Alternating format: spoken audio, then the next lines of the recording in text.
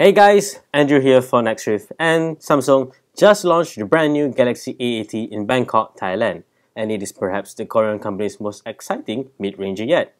Even though it's not a flagship smartphone, the A80 has a couple of features never before seen on a Samsung device. Yes, just like the rumors have suggested, the Galaxy A80 sports a motorized slide-out triple camera system. On top of that, the camera module itself also rotates, allowing you to take regular shots as well as selfie images with only one camera system.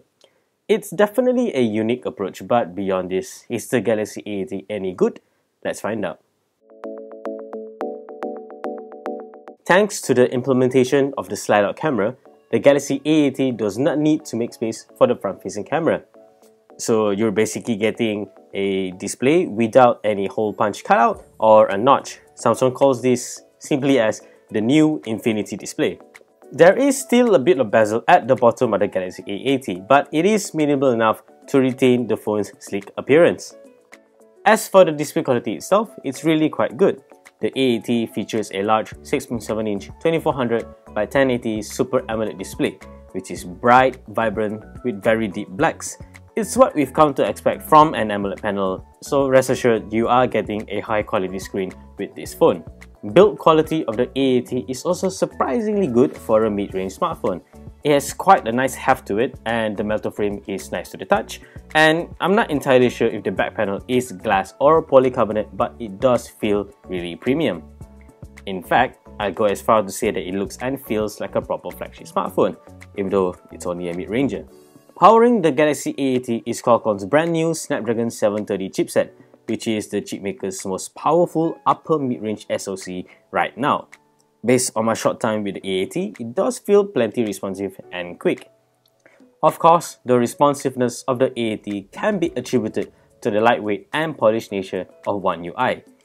Basically, you're getting a very similar software experience as the higher-end Galaxy S10 smartphones on this mid-ranger, and that's a really good thing. Other specifications of the Galaxy A80 include 8GB of RAM, 128GB of storage, which is non-expandable, unfortunately, as well as a 3700 mAh battery. Not a particularly big battery, especially for a phone this size, but we'll see if it results in good battery life or not. Now, let's talk about the A80's unique motorized camera system. At a glance, it looks a lot like the Oppo Find X camera mechanism, but the A80's camera module is rotatable and it works quite seamlessly.